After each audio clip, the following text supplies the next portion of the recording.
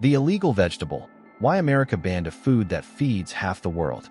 Imagine a plant that explodes with growth, 4 inches every single day. A vegetable that produces 84 tons of food per acre in just 9 months. Something that half the planet eats regularly as a kitchen staple. Now imagine that in America, transporting this plant across state lines can land you in federal prison for 5 years. This is the story of water spinach, and why the system had to make it illegal. The plant that refuses to die. In Southeast Asia, they've been growing this vegetable for over 4,000 years. Ancient texts from the 5th century mention it. Entire cultures built their cuisines around it. But the real test came during war. When Japanese forces occupied Singapore in World War II and food systems completely collapsed, this plant saved countless lives.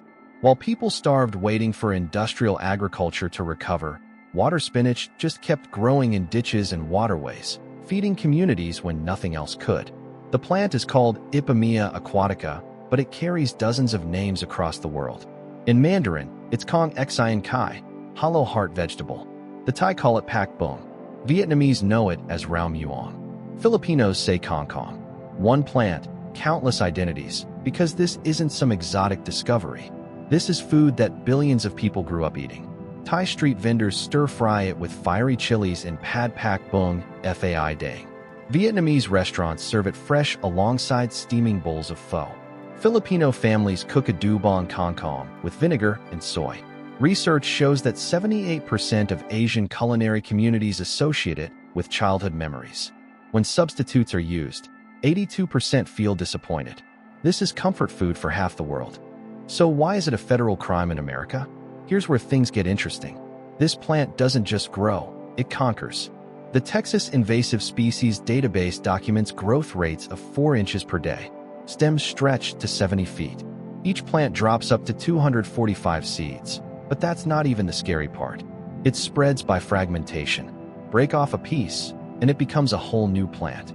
The hollow stems float downstream, rooting wherever they land. Drop a cutting in water, and within days you've got another plant exploding with growth. Infrastructure managers saw this and panicked. A plant that multiplies from broken pieces and travels through drainage systems? That's not a garden problem. That's a nightmare for anyone managing canals and flood control. And that growth rate sealed its fate. What you're missing out on. Let's talk nutrition, because these numbers explain everything. 1 cup of cooked water spinach contains just 20 calories, but packs 2 grams of protein. You get 28% of your daily vitamin A, 17% of your vitamin C, plus iron, calcium, and potassium. It matches spinach for vitamin A and beets lettuce for vitamin C. Americans spend over $1.5 billion annually on leafy greens. This plant offers comparable nutrition, grows 4 times faster, needs 0 fertilizer, and propagates from cuttings. So why isn't it on every grocery shelf? Because you can't patent it. You can't create dependency on it. You can't sell specialized herbicides for it. The moment it appeared in American waterways, the regulatory machine mobilized to stop it. The law is crystal clear. The Plant Protection Act from June 2000 made interstate movement of water spinach a federal offense. Title 7 of the Code of Federal Regulations explicitly lists Ipomoea aquatica as a noxious weed. The USDA requires permits for any transportation or cultivation. The penalty? Up to 5 years in federal prison.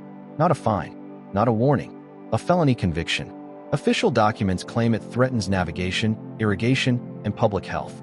Government reports cite canal obstruction and mosquito breeding grounds. They frame this as protecting infrastructure, not protecting profits. But if the threat were truly universal, why does the impact vary so dramatically by location? The contradiction nobody talks about. Here's what breaks the entire narrative. The USDA's own weed risk assessment admits that water spinach is naturalized in Hawaii and Puerto Rico, and in those places it causes virtually no ecological or economic damage. The same plant, different locations, completely different outcomes. If it's harmless in Hawaii, why is it still a federal crime to transport it there? Because once something gets listed federally, the bureaucracy defaults to total prohibition everywhere, regardless of actual risk. The classification isn't about science. It's about standardization and control. The Texas exception proves the point. In 2003, Texas authorities discovered over 60 growers cultivating water spinach near Houston. Most were Cambodian, Vietnamese, and Chinese Americans simply growing the food of their heritage. Texas had banned it in 1989, but faced with an entire community's cultural food practices, something unprecedented happened. In 2005, Texas reversed course. They made production legal with permits and allowed possession for personal consumption. This is the only documented case where a state backed down. It proves the ban isn't about absolute biological danger, it's about control. When enough people demanded their traditional food, the system adapted. But only in Texas. Everywhere else, the federal prohibition stays absolute. The chemical industry's perfect customer. When food becomes a weed, an entire industry profits from the solution. Florida's management playbook lists glyphosate, imazapyr, and triclopyr for water spinach control. Mechanical removal doesn't work because fragments regrow. Hand pulling is impractical at scale. The herbicide industry has products to sell. Contractors have services to offer. Eradication becomes a revenue stream. In 2020, Florida treated less than 1 acre of water spinach. Yet the plant keeps reappearing despite decades of chemical warfare. The eradication never ends because the plant refuses to surrender. What this really costs?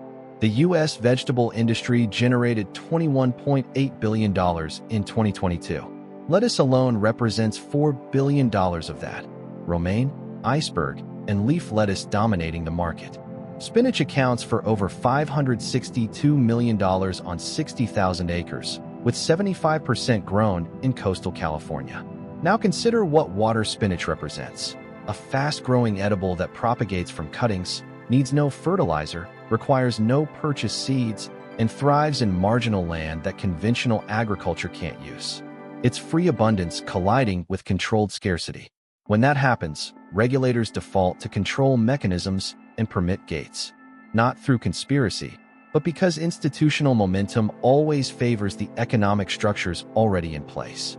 The climate crisis makes this urgent. Traditional agriculture grows increasingly vulnerable to drought, heat waves, and extreme weather. Water spinach thrives in disturbed wet conditions that would kill conventional crops. It grows in drainage ditches, retention ponds, and marginal wetlands, exactly the spaces where our infrastructure leaks and fails. The plant requires minimal rainfall, zero fertilizer, and grows 4 inches per day. The solution to future food insecurity is literally growing in the cracks of our cities. But we're spending tax dollars to eradicate it and threatening people with prison time for transporting it. The plant that could feed communities during climate disruption is the plant we've classified as a crime. What's actually proven? Let's separate fact from speculation. What's documented? Water spinach is federally listed, movement triggers criminal penalties, multiple states prohibit it, and official rationales cite infrastructure concerns. What's not documented? Direct evidence that the ban exists to protect vegetable industry profits. That would require lobbying records and rulemaking documents. But the pattern is unmistakable. A food that grows for free, that sustained communities through war and famine, that half the world depends on, gets classified as dangerous in America while remaining harmless in Hawaii and Puerto Rico. That contradiction speaks volumes. What you need to know: the plant is still here, still growing in ditches and waterways, still offering 4 inches of daily growth to anyone who recognizes it. Research your state laws. Understand how paperwork transforms food into contraband. And ask yourself, who benefits when free abundance becomes a federal crime? This is 4,000 years of food history hiding in the cracks of a system that cannot profit from it. Now you know why they had to make it illegal.